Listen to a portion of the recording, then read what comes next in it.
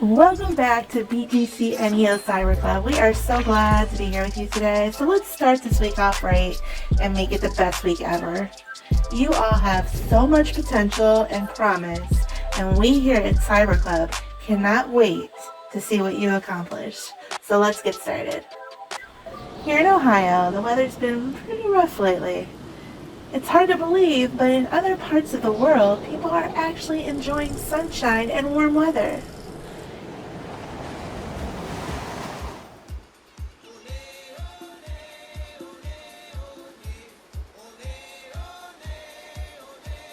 You are looking at the beautiful beaches of Trinidad, where our first guests are from. So you go on and head over to Miss Caitlin for more information while I put on another sweater. Hello Cyber Club, I am so excited for today because Open Tone Music is joining us today. All right, pack your bags. We are going on a trip. We are going from Ohio all the way to Trinidad to meet Lauren and Aaron. They're going to play a wonderful song for us called St. Louis Blues. Enjoy. Hi, my name is Lauren Matthias and I will be playing the trumpet. Hi, my name is Aaron Matthias and I'll be playing the euphonium. I will be playing for you a segment of St. Louis Blues.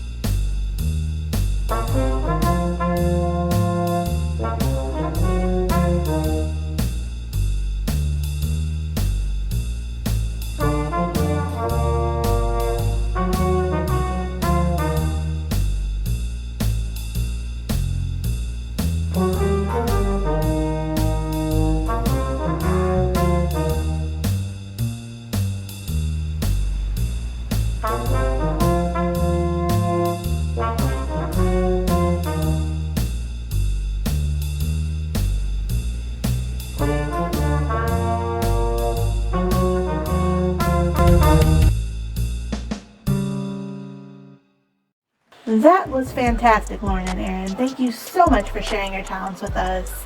A lot of people don't realize how hard it is to even get a sound out of those instruments, let alone play them so well.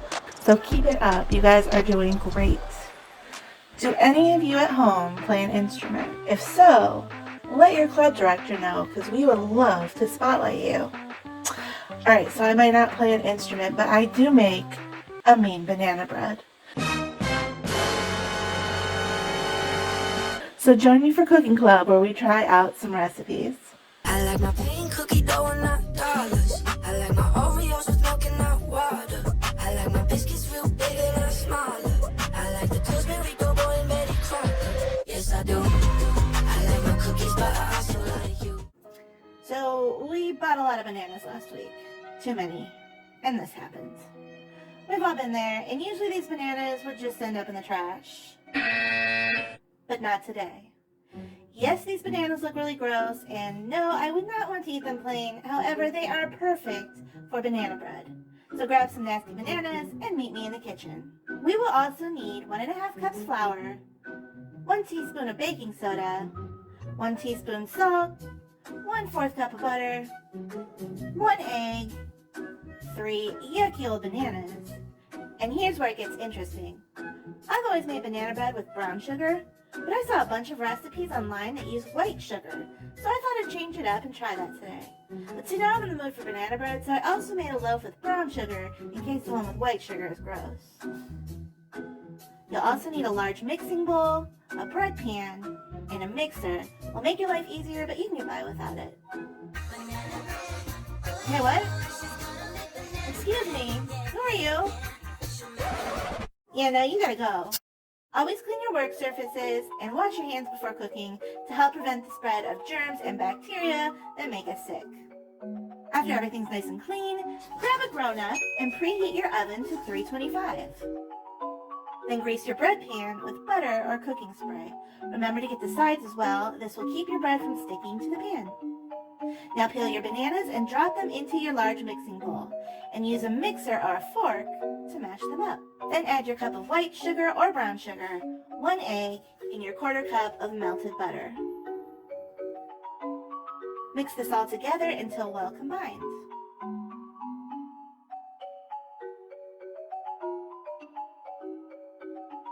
Mix your teaspoon of baking soda into your 1.5 cups of flour, and then add that to your banana mixture.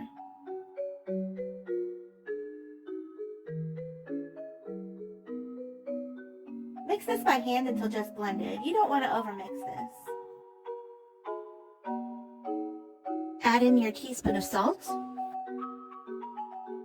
Finally, pour your batter into your baking tin. Use a spatula to get all of the mixture out of the bowl.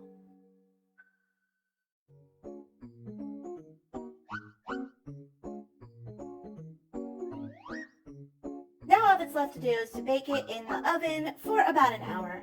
But since every oven is different, I recommend you start checking it at the 45-minute mark just to make sure it's cooking evenly and not burning on top. When your banana bread looks like it might be done, use a butter knife and carefully insert it into the center of your loaf all the way to the bottom. If it comes out clean, it's time to take it out of the oven. If not, let it bake for a little longer, checking frequently. Alright guys, here they are, my beautiful banana breads. The one on the left was made with brown sugar and the one on the right was made with white sugar. Now as you can see, there are some obvious visual differences. The brown sugar loaf is darker and it rose a lot higher than the white sugar loaf, which is lighter and flatter. But the true test is the taste test, so let's get to it.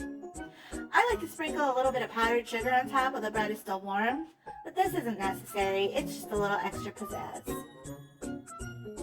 Now just ask your grown-up to slice it up and give it a try. Now for the taste. In my honest opinion, the brown sugar loaf is the winner for sure. It has a much more complex flavor, it's moist and fluffy, but still dense like banana bread should be.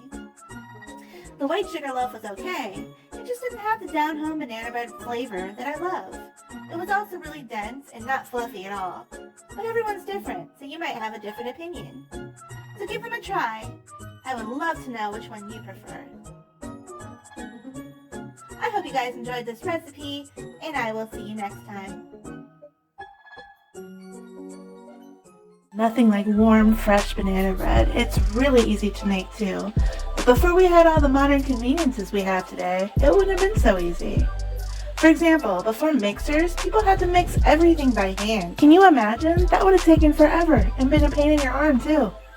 Did you know that the inventor of the first handheld mixer was an African American man? Willis Johnson patented his invention in 1864, and they led to the electric mixers we use today.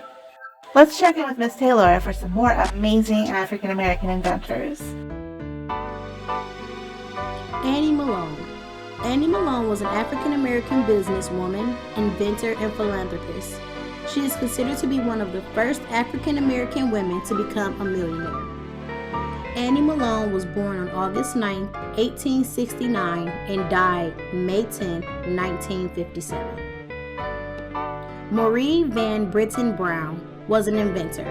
She was the inventor of the home security system in 1966, along with her husband Albert Brown.